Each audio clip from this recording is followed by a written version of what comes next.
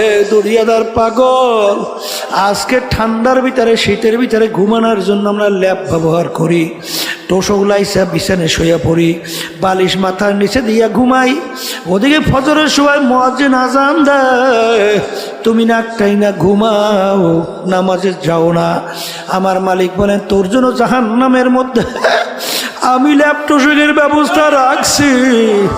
অমিন জাহান্নামা মিহাদু ওয়ামিন ফাওকিহিম গওয়াশ, জাহান্নামের ভিতরে ল্যাপ তোষকের ব্যবস্থা রাখছি। ফেরেশতাদেরকে বলবো নাফরমানদেরকে জাহান্নামের তোষকের ভিতরে শোয়াইয়া দাও, এরপরে ল্যাপ জাহান্নামের উঠাইয়া দাও। আরে এখন জাহান্নামের ল্যাপ তোষকের চতুর্দিকে আটকাইয়া দাও, এখন জাহান্নামের ল্যাপ তোষকের ভিতরে জাহান্নামের আগুন ধরাইয়া দাও। আল্লাহ আপনি আমাকে আমাদের সবাইকে মাফ কইরা দেন। এই জন্য আমার ভাইদেরকে বলবো, পর্দা আলে মা বোনদেরকে বলবো, আমার মালিক বড় দয়ার মালিক, আমার মালিক বড় মায়ার মালিক। দুনিয়ার স্বার্থ দেখছো, সন্তান অনেক সময় বাপ মাকে মাইরা ফেলায়, মা সন্তানকে মাইরা ফেলায়, বন্ধু বন্ধুকে মাইরা ফেলায়, বাজানে একজন আর একজনকে স্বার্থর বেঘাত ঘটলেই মাইরা ফেলায়। আমার মালিকের সমস্ত নেয়ামত ভোগ করলাম, আমার মালিকের হুকুম না মাইনা, আমার মালিকের বিরুদ্ধাচরণ কইরা জমিনের ভিতরে ধপধপ করে হাঁটলাম। আমার মালিক তোমাকে আমার তার জমিন থেকে ভাগাইয়া দেয় নাই, বরং আমার মালিক ডাক দিয়া বলে কুল ইয়া ইবাদিয়াল্লাযীনা আসরাফু আলা আনফুসিহিম লা তাকনাতু মির রাহমাতিল্লাহ ইন্নাল্লাহা ইয়াগফিরুয যুনুবা জামিআ। বাজা বাজা হর সে হস্তি বাজা, দরকা ফেরো ঘেবরো ভূত পুরুষটি ভাজা। এই দরগাহে মা দরগাহে নাউমিদিনী সদবরাগর তওবা শিকাস্তি বাজা। আমার মালিক বলেন তুই শতবার তওবা ভঙ্গ করছ, এমনকি তুই যদি ভূত পূজার মতো পূজা কইরা তুই অন্যায় কইরা থাকো, খালেস তওবা যদি কইরা দুই হাত আমার দিকে উঠাইয়া তুই চোখের পানি ছাইরা তুই যদি আমাকে ডাক দিতে পারো, হে আমার দয়ার মালিক, নাফরমান তোমার দরবারে হাজির। আমার মালিক বলে তোকে শুধু আমি মাফ করব তাই না, তোর জীবনের সমস্ত গুনাহকে আমি নেকের দ্বারা পরিবর্তন কইরা দেব। এই দয়ার মাওলার ভুইলা, এই মায়ার মাওলাকে ভুইলা কার প্রেমে পড়ছো? যাদেরকে আসলে মনে করো আপন, কেউ তোমার আমার কিন্তু আপন না। আমার মাওলা মায়ের পেটে আপন ছিল, এখনো আপন, কিয়ামতের ময়দানেও আপন, কবরেও আপন, মিজানেও আপন, হাসরেও আপন। আমার মালিককে আপন বানায়া যদি দুনিয়া থেকে বিদায় নিয়ে কবরে শুইতে পারো, কোনো চিন্তা নাই, কোনো ভয় নাই, বেহেশতের বাগান, বেহেশতের বাগান হইয়া যাবে কবর। কবর আল্লাহু আকবার। আল্লাহ আপনি আমাদের সবাইকে মাফ করে দেন।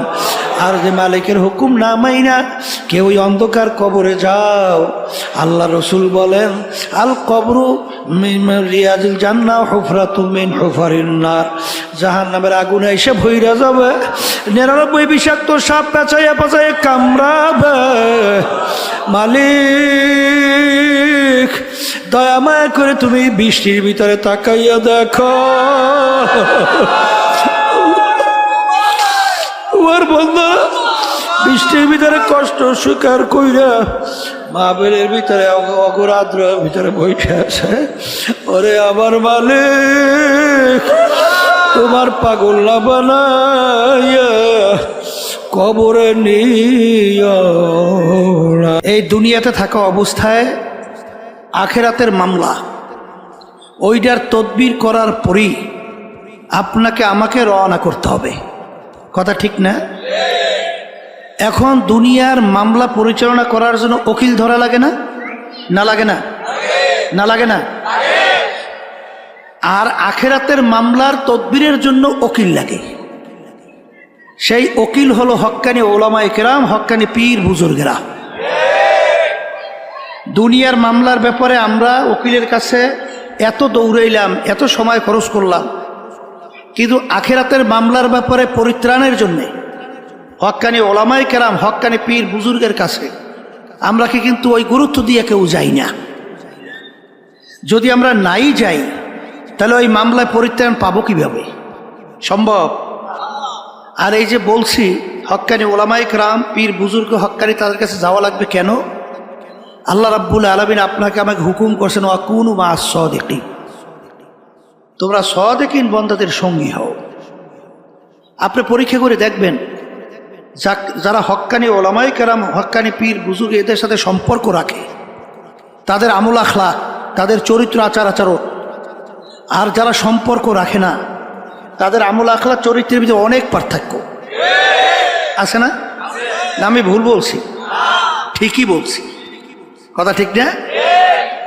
এখন আবার ভাইদেরকে বলবো, আসলে যারা এই কথাগুলো গুরুত্ব দেবে তারা কিন্তু সে অনুযায়ী আমলেও গুরুত্ব দেবে, আর যাদের এই কথাগুলো গুরুত্ব আসবে না তাদের আমলের ব্যাপারেও গুরুত্ব আসবে না। এই আমলের ভিতরে গুরুত্ব না আসার কারণ কি? আল্লাহ রাব্বুল আলামিন ভালো মন্দ এটা বিবেচনার শক্তি মানুষকে আল্লাহ দান করছে না? কোনটা ভালো কোনটা মন্দ এইটা বিবেচনার শক্তি আল্লাহ দান করছে কাদের মধ্যে? গরুর মধ্যে আছে, ভেড়ার মধ্যে আছে, ছাগলের মধ্যে আছে। একটা গরুকে আপনি যত বুঝাবেন, যেই মালিক যদি বলে এই আম গাছটা আমি খুব শখ করে আনছি, দামও অনেক, তোকে আমি আদর যত তো কম করি না, তোকে প্রয়োজন বোধে আরো ভালো ভালো জিনিস খৈর ভুসি সহ সব ব্যবস্থাই করব, কিন্তু এই আম গাছটা খাইস না। কিন্তু গরুকে যত বুঝাবে গরু বুঝবে, কারণ এই বুঝ তো গরুর মধ্যে আল্লাহ দেয় না। এই জন্য দেখবেন পাগলের কোনো হিসাব নিকাশ আছে? ওর কোনো যাজা সাজা আছে? ওর কোনো জেল জুলুম আছে? কারণ যখন প্রমাণিত হবে ও পাগল, তখন ওর ব্যাপারে কোনো কিনা আইন নাই, কিনা হয়। কিন্তু পাগলের চক্ষু আছে না, হাত আছে না, পাও আছে না, অন্য অন্য অঙ্গ প্রত্যঙ্গ আছে না? কিন্তু শুধুমাত্র ওই যে ব্রেইন, ওই যে জেহেন, যার মাধ্যমে ভালো মন্দ বিবেচনার শক্তি আল্লাহ দান করছেন, ওইটা যখন নষ্ট হয়ে যায় তখন কিন্তু তার কোনো গুরুত্ব থাকে না। এই জন্য আমার ভাইদেরকে বলবো, মনে করছেন আমরা ওলামায়ে কেরাম কিছু বুঝি না? আরে বুঝতে শুনলেই তো টুপি রাখছি, বুঝতে শুনলেই তো লম্বা জামা গাই দিছি, বুঝতে শুনলেই তো দাঁড়িয়ে রাখছি, বুঝতে শুনে আল্লাহর রহমতে হারাম থেকে বাইসে থাকার চেষ্টা করি। হজরে মুয়াজ্জিন আজান দেয়, ওই শীতের কনকুইন্ডে ঠান্ডার মধ্যেও ল্যাপ তোষক ফালাইয়া পাগলের মতো উঠা মসজিদে দৌড়ই না। কারণ কি? ভালো করে চিন্তা ভাবনা করে দেখছি এই ব্রেন দিয়া, যে আসলে দুনিয়ার ভিতরে একটাই কিতাব, যেই কিতাবের শুরুতে লেখা আছে যালিকাল কিতাব লা রাইবা ফি। এই যে কিতাব তো এর ভিতরে কোনো ভুল সন্দেহ বলতে কিছু নাই। আজ পর্যন্ত দুনিয়া সৃষ্টির পরে আপনারা জানেন কত ইসলামের শত্রু গেল, এই আল্লাহ রসুলের জমানায়ও ছিল, মাঝখানেও গেছে, বর্তমানেও আছে। আজ পর্যন্ত কোরআনুল কারীম থেকে ভুল বের করতে পারছে? বরঞ্চ যারাই কোরআনুল কারীম নিয়ে ভুল বাড়া করার চেষ্টা করছে তারাই কিন্তু কালিমা পড়ে মুসলমান হয়ে গেছে। আপনারা জানেন ওই যে কানাডার টরেন্টো হয়েছে কানাডার রাজধানী, সেখানে ইউনিভার্সিটির প্রফেসর ক্যারি মিরল গণিত এবং যুক্তিশাস্ত্রের উপরে পাণ্ডিত্য অর্জন করছে। বাইবেল শাস্ত্রের উপরে এত পাণ্ডিত্য অর্জন করছিল, ধর্মীয় খ্রিস্টানদের ধর্মযাজক তার সঙ্গে যখন আহমদ দিদারের সঙ্গে ডিবেট হয় কোরআনুল কারীম এবং বাইবেল নিয়ে, তখন তিনি কোরআনুল কারীম রিসার্চ করতে যাইয়া এক পর্যায়ে তিনি যখন দেখলেন কোরআনুল কারীমের শুরুতে লেখা আছে যালিকাল কিতাব লা রাইবা ফি, এইটা পড়ার পরে তিনি হতভম্ব হয়ে গেছে যে দুনিয়া সৃষ্টির পরে এরকম কোনো ইতিহাস, এরকম কোন নজির নাই যে কেউ আজ পর্যন্ত তার লেখনীর মধ্যে, তার আবিষ্কারের মধ্যে, তার দর্শনের মধ্যে কেউ এরকম চ্যালেঞ্জ দিয়ে বলতে পারছে যে আমার লেখনীতে কোনো ভুল নাই, আমার দর্শনে কোনো ভুল নাই, আমার আবিষ্কারে কোনো ভুল নাই। আজ পর্যন্ত পারছে? কিন্তু একটাই কিতাব যার শুরুতে লেখা আছে ভুলও নাই সন্দেহ নাই। এইটা তিনি পড়ার পরই তিনি যত সামনে অগ্রসর হয় রিসার্চ করে, ততই কোরআনুল কারীম তাকে উল্টা প্রশ্ন ছুড়ে দেয়। তুই যত ভুল তালাশ করবি এই কালামে করে ভুল ভাবি না। এক পর্যায়ে তিনি দেখলেন যে কোরআনুল কারীম আল্লাহর হাবিব সাল্লাল্লাহু আলাইহি ওয়াসাল্লামের উপরে নাযিল হয়েছে। মুসলমানদের নবী না, আমাদের নবী না, কথা বলে না। খ্রিস্টানরা আমাদের নবীর নবী মানে? তারা নবী মানে ঈসা আলাইহিস সালামকে, কথা ঠিক না? কিন্তু নিয়ম কি? অন্য অন্য ধর্মাবলম্বী বা অন্য অন্য ধর্মের নবী বা কেউ যদি নিজে কোনো লেখনী লিখে থাকে, দেখবেন তার গুণকীর্তন, তার বংশের গুণকীর্তন, তার স্ত্রী সন্তানাদির গুণকীর্তন লেখে কিন্তু অনেকাংশে মানুষের আকর্ষণ তৈরি করার চেষ্টা করে। কিন্তু কোরআনুল কারীমের ভিতরে তিনি পড়ে দেখে যে কোরআনুল কারীমের ভিতরে প্রায় 34 বারের মতো ঈসা আলাইহিস সালাম, মারিয়াম আলাইহিস সালামের নাম আসছে। এই নবী তো তাদের নবী, প্রশংসা সহকারে। একটা সূরাই নাজিল হয়েছে কোরআনুল কারীমের মধ্যে, সূরা মারিয়াম। এইটা পড়ার পর তিনি আরো আশ্চর্য, তিনি যদি নিজেই কোরআনুল কারীম লিখতেন তাহলে আমাদের নবীর প্রশংসা তিনি কেন এইভাবে লেখলেন? আর তার নামের প্রশংসা এত নাই কেন? আর আল্লাহ রাসূল সাল্লাল্লাহু আলাইহি ওয়াসাল্লামের নাম আসছে মাত্র 4 বার, আর তার একক ঈসা আলাইহিস সালামের নাম আসছে প্রায় 25 বার এর মতো। আচ্ছা, তিনি এই আলোচনা করার পরে, রিসার্চ করার পরে ওই জ্ঞান, ওই ব্রেন তাকে বলতেছে আর সময় ক্ষেপণ করিস না, কালিমা আবার মুসলমান হয়ে যা। শেষ পর্যন্ত তিনি তো কালিমার মুসলমান হয়ে গেছে। এরকম একটা দুইটা ঘটনা না, এ হাজার হাজার লক্ষ লক্ষ কোটি কোটি ইতিহাস। মরিস বুকাইলের নাম শুনছেন? ফ্রান্সের বিশ্ববিখ্যাত বৈজ্ঞানিক। তিনি একটা বইও লাগছেন, বাইবেল, কোরআন ও বিজ্ঞান, 400-450 পৃষ্ঠা ব্যাপী। তিনি ওখানে কোরআনুল কারীম, বাইবেল, তাওরাত, ইনজিল উল্লেখযোগ্য 4 কিতাব, আর আসমানি কিতাবের সংখ্যা নাজেল প্রায় 160।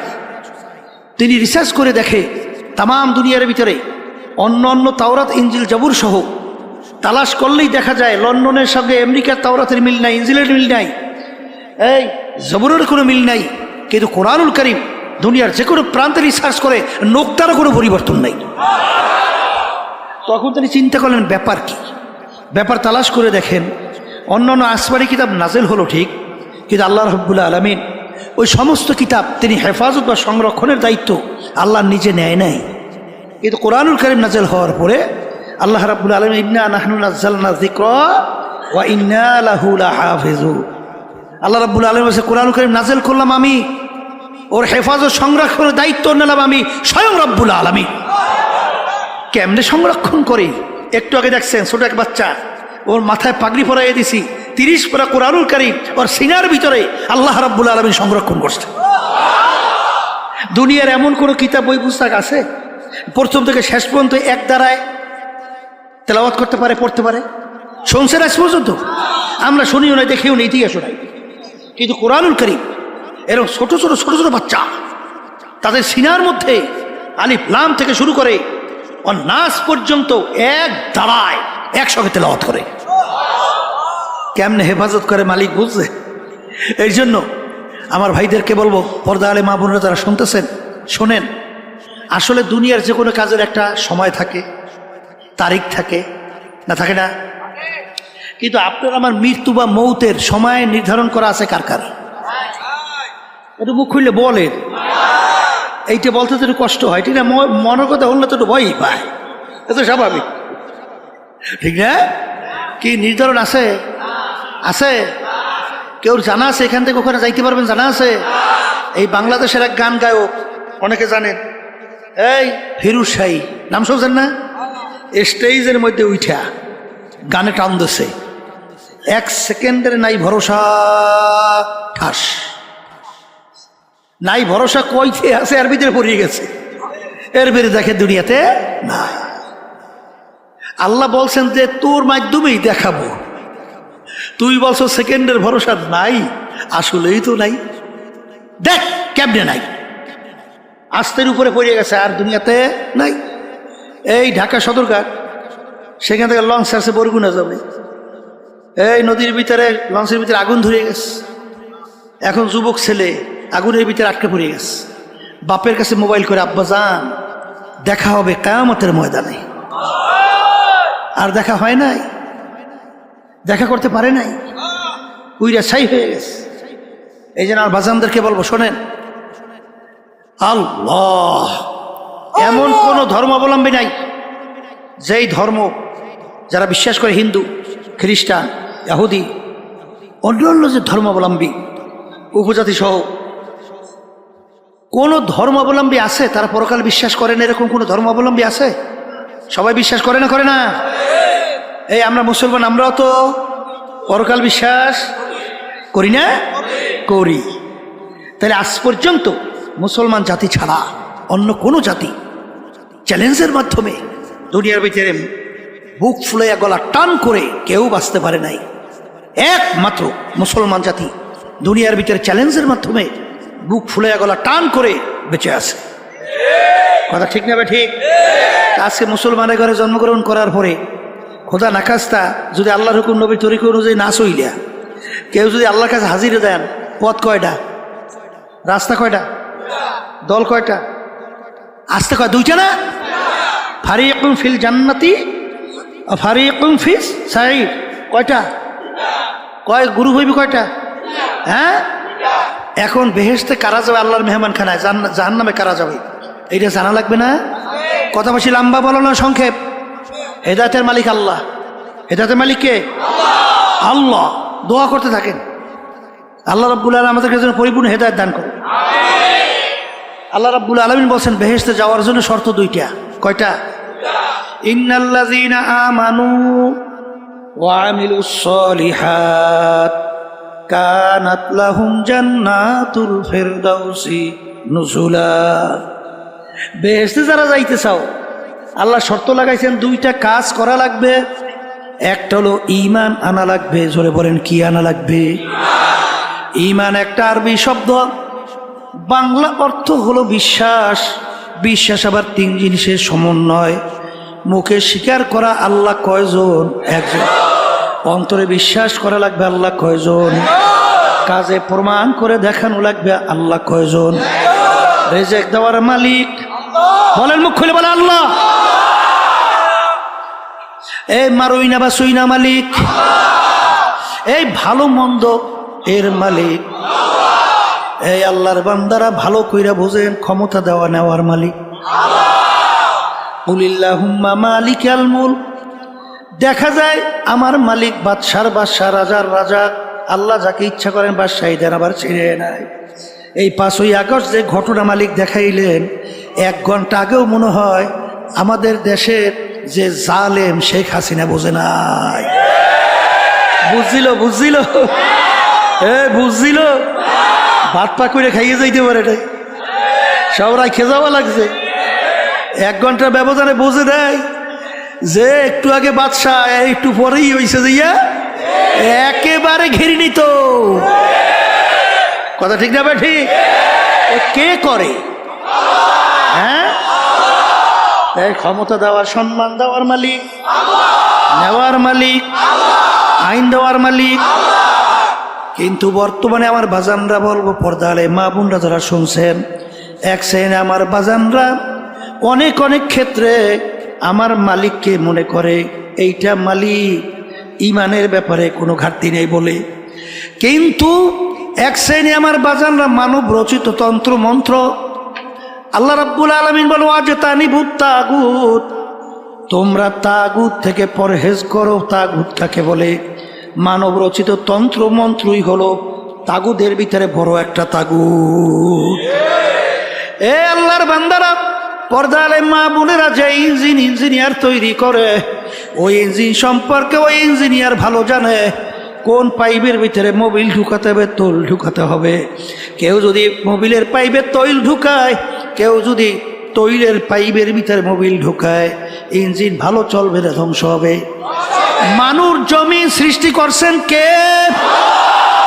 কোন নিয়ম নীতি অনুযায়ী আমার মানুষ যদি দুনিয়ার ভিতরে চলে, দুনিয়াতে শান্তি পাবে, আখেরাতে মুক্তি পাবে। আমার মালিক ভালো জানে না তুমি আর আমি ভালো জানি? হ্যাঁ, মুখে বলি তো ঠিকই, কে যে এক শ্রেণী আমার বাজানরা, তারা কিন্তু এই মানব রচিত তাগুদের ভিতরে পিছনে জীবন শেষ করছেন। কিন্তু আমার বাজানদেরকে বলবো, পর্দার মা বোনদেরকে বলবো, আমার ভাই কেউ রাগ কইরা না, ওলামায়ে কিরামদের উপরে কেউ রাগ কইরো না রে বাজান। আমার মালিক বলেন, ইয়াউমা নাদউ কুল্লা উনাসিন বিইমামিহিম, কিয়ামতের ময়দানে আমার মালিক প্রত্যেকটা মানুষকে তার দলের নেতা নেত্রীর সঙ্গে ডাকবে। আয়াতের অর্থ ঠিক আছে? এই আয়াতের অর্থ ঠিক আছে?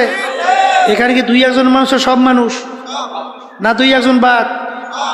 এই সব মানুষ কিনা? হ্যাঁ, আমার মালিক তার দলের নেতা নেত্রীর সঙ্গে ডাকবেন।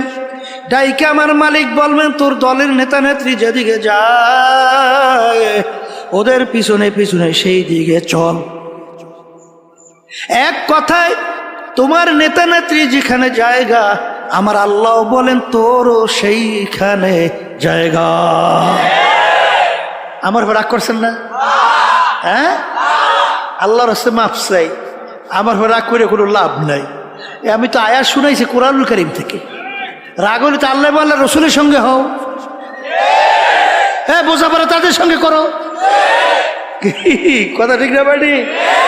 এই জন্য আর বাজানদেরকে বলবো, এ আল্লাহর বান্দারা, পর্দা আলে মা বোনেরা, যাদের ভিতরে আল্লাহ জ্ঞান দান করছে সেই আমার বাজানদেরকে বলবো, আমার মালিকের কাছে দোয়া করো।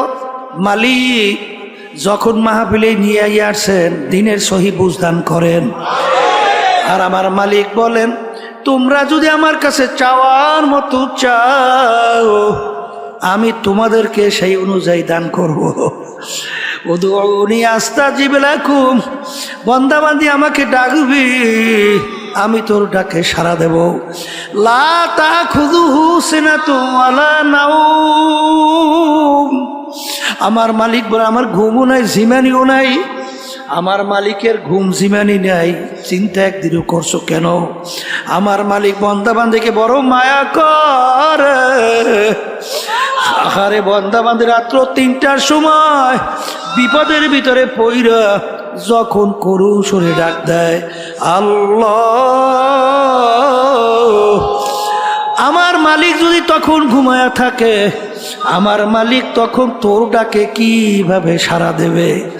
আমার মালিক বলে, বান্দা বান্দি রে, তোর মায়া আমাকে ঘুমাইতে দেয় না, তুই যখন বিপদে পড়ে আমাকে ডাকবি সঙ্গে সঙ্গে যদি আমি তোর ডাকের সাড়া দিতে পারি।